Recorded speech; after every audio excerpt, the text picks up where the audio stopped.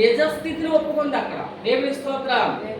కుక్క పిల్లలకు వేయట యుక్తము కాదని ప్రభు అనేటప్పుడు ఆమె ఏం చేసిందండి? నిజమే ప్రభువా, మేమెవరము కుక్క పిల్లల లాంటి వారమే. ఇశ్రాయేలీయులతో పోల్చుకుంటే మేము వాళ్ళ దగ్గర దేనికి పనికిరాము. మేము కుక్క పిల్లలమే. చూడండి, అంటే తను తాను ఏం చేసుకుందండి? ఎంతో తగ్గించుకుంది. హల్లెలూయా. దీన మనస్సు కలిగి ఉంది. దేవుడు ఎవరి మీద దృష్టి పెడతాడో తెలుసా?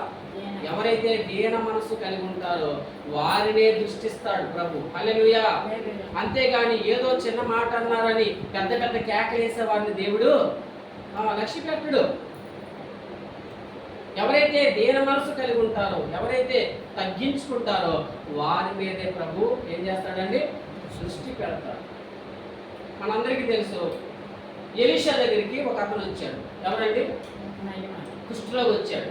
అతని పేరు నయమాన్ అనేటటువంటి కుష్ఠరోగి ఎలీషా గారి దగ్గరికి వచ్చినప్పుడు కుష్ఠరోగంతో వచ్చాడు.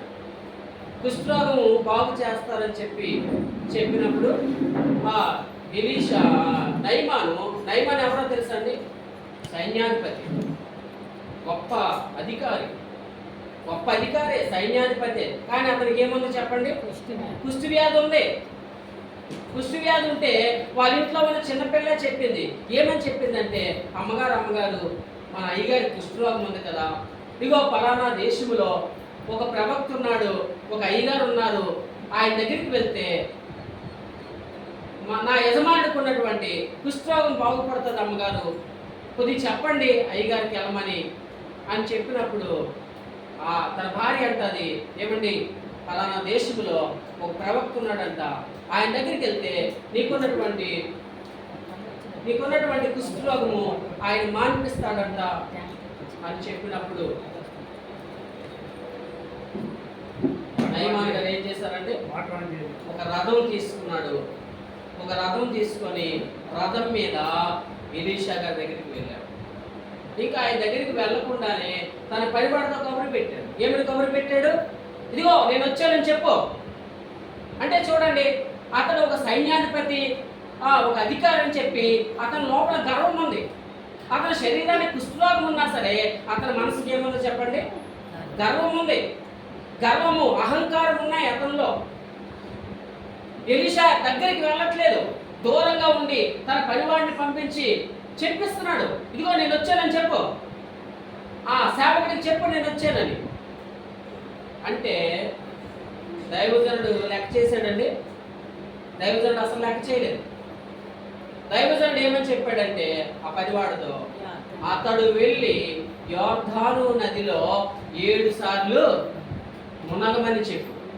7 సార్లు అతను మునిగితే అతనుకున్న కుష్ఠరోగం ఏమవుతుంది? బాగుపడతాదని చెప్పని మళ్ళీ ఎలీషా గారు కబురు పెట్టారు.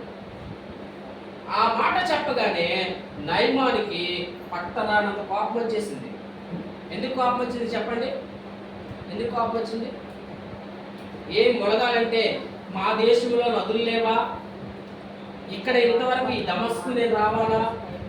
ఎందుకంటే శ్రేష్టమైన నదులు మా దేశంలో ఇశ్రాయేల్ దేశంలో లేవా? ఏమాత్రం నదిలో మునగడానిక నేను ఎంత దూరం వచ్చాను? ఏమంటున్నారు అసలు పాస్టర్ గారు? ఆయనకి ఏమైనా అసలు ఉందా మైండ్ అన్నట్టుగా కోపడిపోతున్నాడు. నేను నదిలో మునగడం ఏంటి? నదిలో మునిగితే నాకున్న రోగం ఎలా పోద్దని మాట్లాడుతూ ఉన్నాడు.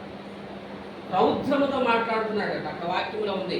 ఏమొచ్చిందంటండి అలా చెప్పగానే? రౌద్రం వచ్చేసింది, కోపం వచ్చేసిందంట. కోపం వచ్చేసి రథం తిప్పో, వెనక్కి తిప్పో, రథం వెళ్ళిపోదాం తిరిగి అని చెప్పినప్పుడు అతని పనివాడు అన్నాడట, అయ్యగారు ప్లీజ్ ఒక్క మాట వినండి, నేను మీ పనివాడినే, అయినా సరే ఒక్క మాట వినండి. దైవజనుడు చెప్పిన మాట బాగుంది కదా, ఆయన అంతకంటే ఇంకొక గొప్ప కార్యం ఏదైనా చేయమంటే మీరు చేస్తారు కదా, దానికంటే ఇది మేలు కాదా?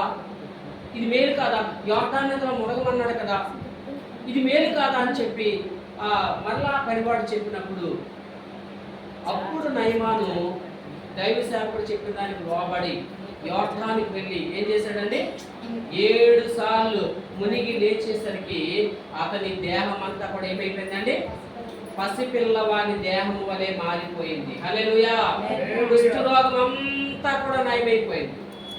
ఒకవేళ సేవకుడు మాటకు లోబడకుండా, దేని మనసు చూపించుకోకుండా, తగ్గించుకోకుండా, అదే గర్వముతో, అదే అహంకారముతో నయమాను కనుక రథంతో మళ్ళీ వెనక్కి వెళ్ళిపోతే తన ఇంటికి జీవితాంతం కూడా కుష్ఠరోగంతోనే ఉండాలా ఉండకూడదా?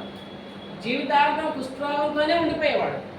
కానీ తర్వాత ఎలీషా మాట విన్నాడు కనుక కుష్ఠరోగం నుంచి విడుదల పొందాడు. హల్లెలూయా.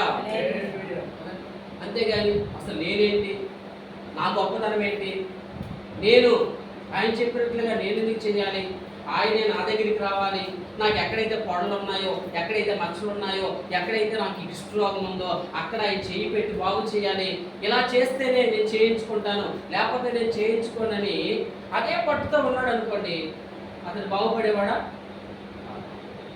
ఎప్పుడైనా సరే మనం ఒక స్టెప్ దిగాలి. మనం ఒక స్టెప్ దిగాలి కానీ మనము కదండి నేను ఇక్కడే ఉంటాను, ఇలాగే ఉంటాను అని భీష్మించుకొని కూర్చోకూడదు. ఈమె చూడండి,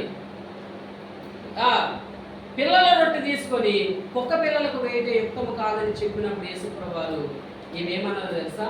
అవును ప్రభువా, మేము కుక్క పిల్లలమే, కాకపోతే కుక్క పిల్లలు కూడా యజమాని బల్ల మీద నుంచే పడే రొట్టె ముక్కలు తింటాయి కదా, మేము అటువంటి కుక్క పిల్లలము, పోనీ ఆ రొట్టె బల్ల మీద నుంచి పడే రొట్టె ముక్కల్ని మేము ఏరుకోనేటటువంటి వారమే అని చెప్పినప్పుడు అండి ఆ మాట యేసయ్యకి ఎంతగానో నచ్చింది. దేవునికి స్తోత్రం.